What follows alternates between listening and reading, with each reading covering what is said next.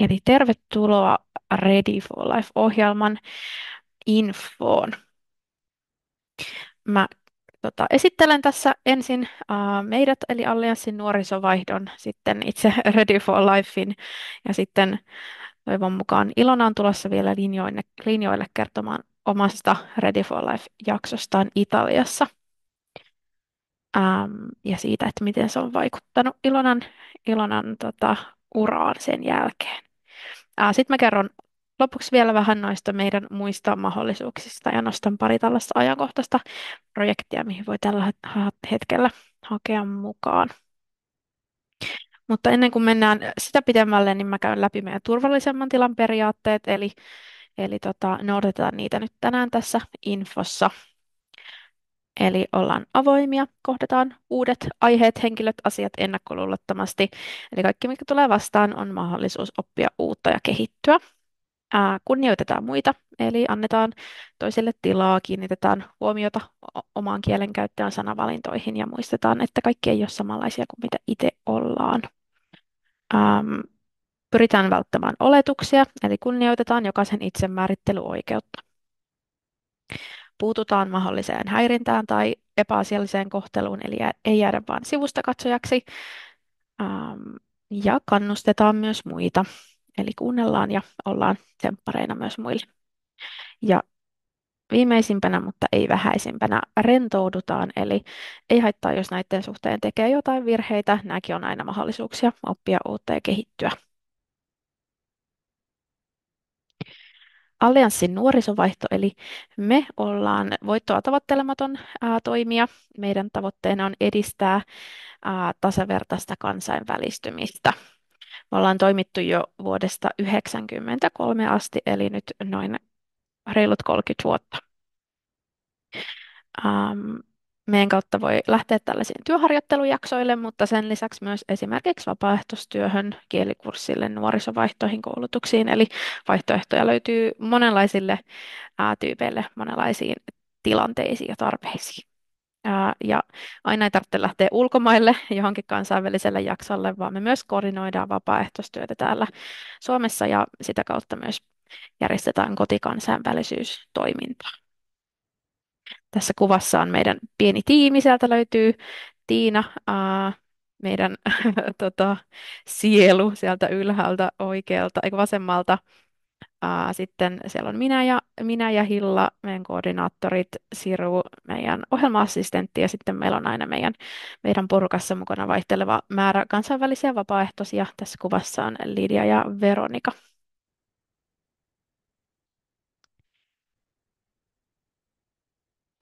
Sitten päästään itse asiaan, eli tähän Ready for Lifeen. Ready for Life on EU-rahoitteinen ohjelma, eli Erasmus Plus ammatilliselle koulutukselle ohjelman kautta rahoitetaan Ready for Lifea. Ready for Lifea on järjestetty jo vuodesta 2014 asti, eli nyt just pikkusen reilut 10 vuotta. Ja tämän ohjelman kautta on mahdollisuus tosiaan päästä tekemään oman alan työssäoppimisjakso, harjoittelujakso ulkomaille. Nämä jaksot kestää yleensä 2–4 kuukautta, ehkä 1–3, eli sanotaan 1–4 kuukautta keskimäärin. Joskus voi olla vähän lyhyempiä, joskus vähän pidempiä. Mä oon nostanut tähän tällaisia aiempien osallistujien kokemuksia tällaisiin puhekupliin tähän esitykseen, eli niistä voi nähdä sitten, että minkälaisia ajatuksia Ready for Life-harjoittelut on muissa herättänyt jakson jälkeen. No, kenelle tämä Ready for Life on tarkoitettu? Eli Ready for Life on 18–35-vuotiaille toisen asteen ammatillisesta koulutuksesta vastavalmistuneille. Eli vuoden sisällä valmistumisesta voi lähteä Ready for Life-harjoitteluun. Riittää, että se aloituspäivä on sen vuoden sisällä, eli vaikka olisi valmistunut nyt 1. tammikuuta 2025, niin voi lähteä vaikka 2 kuukauden harjoitteluun vielä joulukuussa. Eli pelkästään sillä aloituspäivämäärällä on merkitystä. Tutkinto voi olla ihan perustutkinto tai sitten ammattitutkinto tai erikoisammattitutkinto. Ja ei ole tavallaan väliä, että millä tavalla sen tutkinnon on suorittanut. Eli myös jos on tehnyt vaikka näyttötutkintona tai oppisopimuksella sen koulutuksen, niin se sopii myös oikein hyvin. Ja ihan kaikilta ammatillisen koulutuksen aloilta voi lähteä. Joiltain aloilta on selvästi enemmän hakijoita. Mä kohta näytän, että miltä kaikilta aloilta meillä on ollut, mutta ei ole tullut vielä vastaan sellaista alaa, mikä ei onnistuisi. Eli tehdään kyllä aina parhaamme, että löydetään kaikille sopiville hakijoille sitten harjoittelupaikka. Ja mukaan voi hakea jo ennen valmistumista. Eli jos vaikka tietää, että on nyt valmistumassa toukokuun lopussa, niin hyvin voi hakea jo mukaan, jos haluaa lähteä jo heti valmistumisen jälkeen.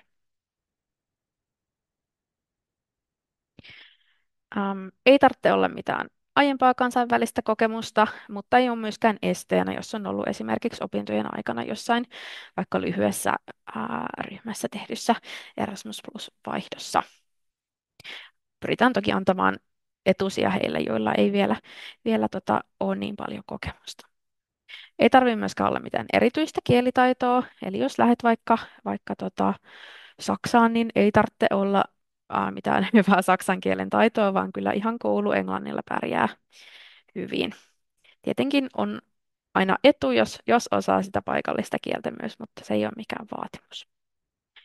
Ja ihan suurin tavallaan kriteeri on se, että haluaa sitä oman alan työkokemusta, on valmis lähtemään toiseen kulttuuriin oppimaan siitä omasta alasta siellä ulkomailla, mutta myös muista ihmisistä ja itsestään. Meillä on kohteita ihan eri puolilla Eurooppaa. Espanjasta löytyy useampi paikka, eli on Sevilla tuolla Etelä-Espanjassa, sitten on Bilbao pohjoisessa ja Fuerteventuras Kanarian saarellakin on ollut osallistujia. Portugalista löytyy Lissabon, Coimbra, ähm, Italiasta Avezzano, Reggio Emilia, ähm, tota, Irlannista Dublin, Saksasta Berliini, Kreikasta tämmöinen Retymnon tota, kaupunki. Eli vaihtoehtoja löytyy paljon. Ihan kaikista paikoista ei välttämättä löydy kaikkien alojen paikkoja, vaan sitten aina mietitään yhdessä hakijan kanssa, että mikä paikka soveltuisi parhaiten. Sen lisäksi on mahdollisuus lähteä myös Euroopan ulkopuolelle. Eli meillä on yhteistyökumppaneita esimerkiksi Keniassa ja Nepalissa. Ähm, Nämä on sellaisia, että näitä on rajatumpi määrä, näitä Euroopan ulkopuolisia paikkoja, ja usein toivotaan, että silloin on jo vähän enemmän jotain kansainvälistä kokemusta tai ikää vähän enemmän. Eli ihan ehkä just 18 vuotta täyttäneelle ei ikinä Tallinnaa kauempana olleelle ei ehkä heti ensimmäisenä Keniaa suositella, mutta voidaan katsoa aina, että jos kiinnostaa lähteä Euroopan ulkopuolelle, että olisiko se mahdollista ja mikä paikka sitten voisi sopia.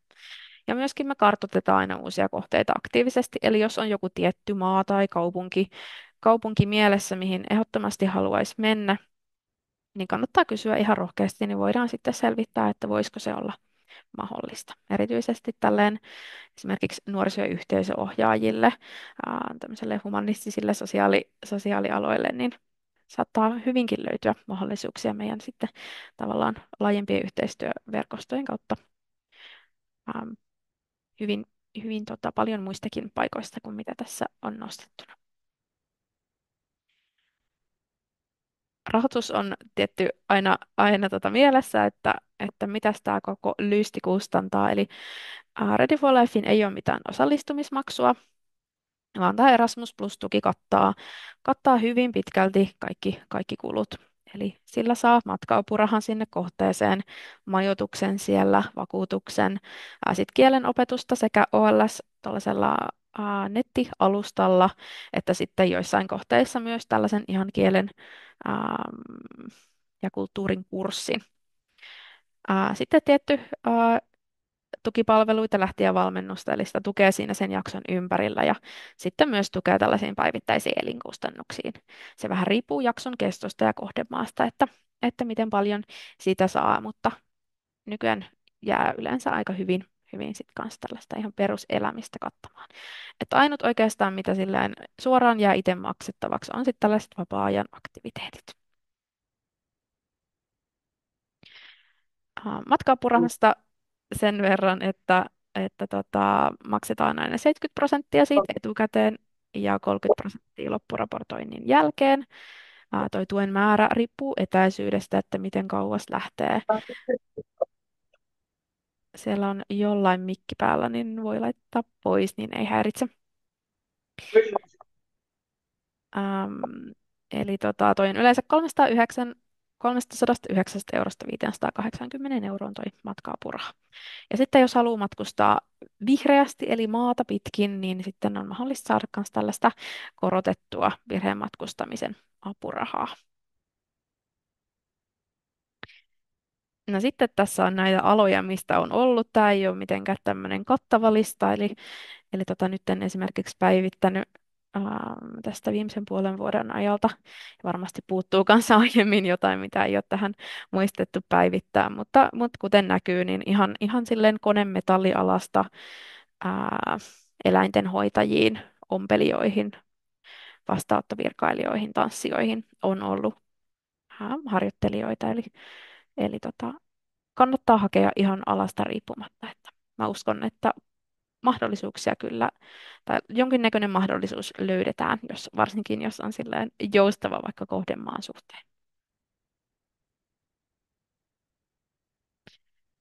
Sitten mä oon kerännyt tähän vielä vähän edellisten harjoittelijoiden vinkkejä lähtiöille. Mä en käy näitä kaikkia nyt tässä erityisesti läpi, mutta se, mikä näissä toistuu, on se, että kannattaa lähteä avoimin mielin liikenteeseen, hypätä silleen täysillä mukaan, rohkeasti tutustua myös uusiin ihmisiin, luottaa itteensä, että kaikki kyllä järjestyy. Jos pelottaa lähteminen, niin helpottaa, että miettii tai tutustuu vaikka siihen kohdemaahan, kohdemaan kulttuuriin etukäteen. Ähm, eli avoimin mielin vaan liikenteeseen.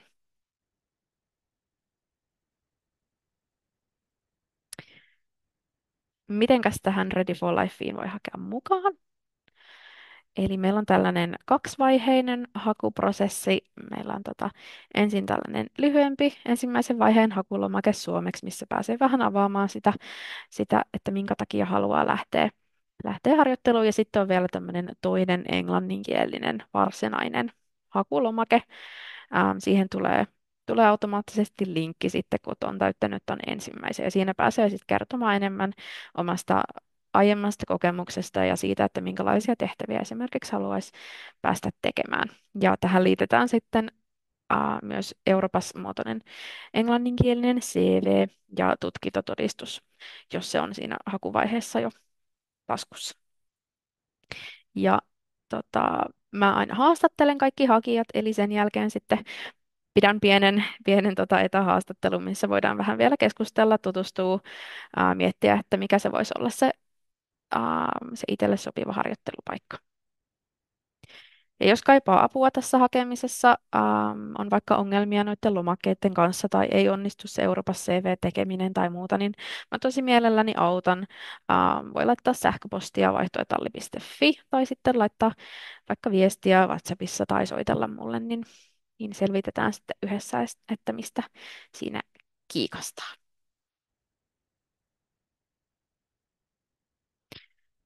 Sitten Ilona tulikin linjoille. Ilona, kuuluuko sulle?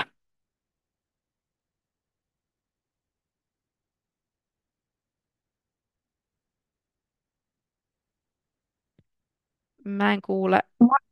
No niin, Moi. moikka. Hei,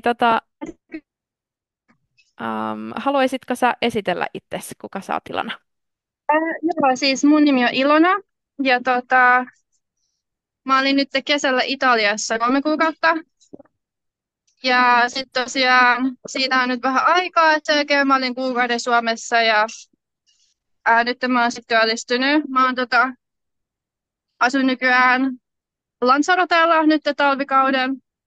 Mutta tosiaan, oliko sinulla jotain kysymyksiä mulle vai? Joo, mä Miten voin mä vaikka vähän selitän? haastatella.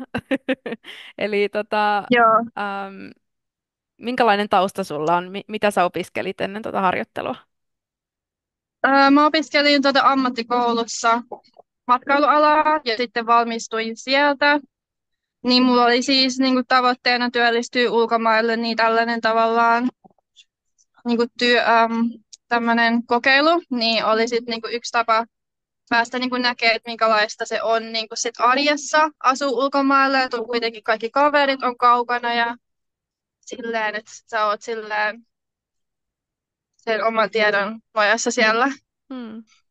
Pääsit Mutta tosiaan testaamaan. tässä saa aika hyvin tukea kuitenkin allianssilta ja tällä tavalla sitten vastaa kysymyksiin aina mitä on, niin se on hyvä. Ja sitten jos asuu niin kuin muiden ihmisten kanssa, niin sieltä saa silleen seuraa, jos haluaa. Mutta tosiaan sitten itse aktiivinen kannattaa olla, että no vapaa-ajalla mä esimerkiksi matkustin aika paljon, kun mä nyt olin Italiassa, niin siellä on niin hienoja kaupunkeja, missä sitten halusin käydä. Mutta sitten on hyvä just, jos on jotain omia siinä harrastuksia ehkä. Hmm. Minkälaisessa paikassa sä olit työharjoittelussa? Mä olin työharjoittelussa tuolla tällaisessa matkatoimistossa, joka keskittyi niinku tuollaisiin ähm, murals, tuollaisiin seinämaalauksiin, mitä oli niinku sit siellä kylässä. Et oli semmoinen pieni kylä, missä mä työskentelin, ja ne työpäivät oli aika lyhyitä, yleensä noin jostain se joku semmoinen 4 tuntia ehkä päivässä. Niin se oli aika lyhyt aika. Ja työtehtävät oli sellaisia, että mä esimerkiksi käänsin semmoista italiankielistä esitettä, mikä heillä oli, niin englanniksi. Se oli yksi semmoinen pääjuttu, mitä mä tein. Ja sitten avustin infopisteellä, niin kuin myin karttoja ja jotain muita tällaisia. Mutta mä en sinänsä osannut italiaa, että sitten niin kuin käytin siinä apuvälineitä. Ja että totta kai jos osaa paikallista kieltä, niin se sitten helpottaa, varsinkin jos on jotain asiakkaita tai muita. Hmm. Joo. Minkälainen nämä käytännön järjestelyt oli, eli minkälainen oli majoittuminen? Niin, eli meillä oli niinku semmoinen soluasunto, niin siinähän asui sitten parhaimmillaan olisiko ollut 5 ihmistä. Ja sitten kesän lopussa, kun mä jäin sinne yksin, niin sitten mut vaihdettiin semmoiseen vähän parempaa asuntoa, missä mä asuin sitten yksin, että se oli aika kiva sitten se loppukesä. Mutta muuten tosiaan sit sai niinku juttuseuraa ainakin sit niistä niinku asuinkavereista, mitkä oli kans eri kulttuureista. Mutta sitten siinä tuli kans vähän niinku kommunikaatioongelmia välillä, mitä piti sitten hoitaa. Hmm. Miten sä selvisit siellä jakson aikana mahdollisista haasteista? No ihan ok, että sit jos tutustui ihmisiin, niin se auttoi, että oli sitten niinku seuraa ja sitten, no siinä työstä sitten oppi siinä itsenäisyydestä ja näin poispäin, että kyllä se nyt varmasti oli niinku tarpeellinen kokemus niinku tällaisella niinku uralla, Hmm. että niinku, tosi hyvä niinku, just tämmöinen lyhytaikainen oppimiskokemus ja näin. Olihan se hieno kulttuuri ja niinku hienot maisemat ja lämpötilat ja niinku vertaa Suomeen, niin tosi niinku hieno. Ja ylipäätään niinku oli ihan mukavia kaikki työkaverit, että vähän ehkä niinku jäi etäisiksi sitten osittain ne, että kannattaa olla aika aktiivinen sit itsekin kaikissa niinku suhteissa työpaikalla ja näin. Joo. No, miten tämä jakso on vaikuttanut sun tulevaisuuden suunnitelmiin? Joo, no siis tosiaan niin kuin mä sanoin, niin mä oon tuilla töissä, mä oon Sorotella niin kuin nyt tämän talvikauden, että niin kuin oli niin kuin, en olisi välttämättä pärjännyt täällä, jos mä en olisi tehnyt tuommoista lyhyempää projektia sitä ennen, että nyt on sillä aika haastavat työtehtävät, niin varmasti on ollut niin paljon hyötyä matkailualan tuommoinen kokemus ulkomailta, että niin kuin niin. Ja saa nähdä sitten, kun mä tuun täältä Suomeen, että mitä mä sitten teen, että matkailualalla mä aion niin kyllä jäädä. Mutta että nyt on ainakin tosi hyvä työpaikka ja varmasti auttanut toi Italian kokemus niin kuin kaikin puolin. Että varsinkin se itsenäisyys ja niin kuin semmoinen, ne omat niin kuin taidot on kasvanut siellä kyllä Italiassa. Joo. Joo. Onko sulla vielä jotain vinkkejä tai jotain, mitä sä haluaisit vielä sanoa, jotain kannustavia sanoja? Että pitää niin kuin nauttia mahdollisimman paljon, tehdä sellaisia asioita siellä, mistä niin kuin itse tykkää. Että jos on harrastusmahdollisuuksia tai sitten matkustaminen tai näin, niin, niin kuin yrittää tehdä niitä asioita, mitä itse nauttii sen työn lisäksi sitten. Että se on semmoinen ainakin tärkeä, mitä mä nykyään teen paljon. Joo, kiitos Joo, Ilona. no mutta kiitos. Mä lähden Joo, tästä eteenpäin. yes. Hei, kiitos Joo, paljon ja hyvä. mukavaa työpäivän jatkoa. Kiitos. Moi Moi moi. moi. Yes. Jos tulee myöhemmin jotain kysymyksiä tässä Ilonalle mieleen, niin mä voin varmasti välittää niitä ja vastata sitten sähköpostitse, jos on jotain spesifejä nimenomaan hänelle. Lisää meidän aiempien osallistujien kokemuksia voi lukea esimerkiksi meidän sosiaalisesta mediasta. Tuossa on tuommoinen QR-koodi, mistä pääsee sitten katsomaan niitä ja myös tuolla meidän nettisivuilla on koottuna muutamia aiempia kokemuksia. Eli suosittelen lämpimästi tutustumaan, jos vaikka kutkuttaa vähän, että pitäisikö hakea, mutta kaipaa vielä jotain lihaa luiden ympärille, että minkälaista se oikeasti voi olla, niin sieltä saa varmasti sitten hyviä, tota, ehkä kannustavia sanoja myös aiemmilta osallistujilta. Mä laitan nyt tuonne jakamisen tai tuon nauhoittamisen pois ja avaan mä nyt haluan sanoa tämän näköjään tälleen englannin kautta jotenkin, että avaan lattian kysymyksille, mutta eli nyt saa kysyä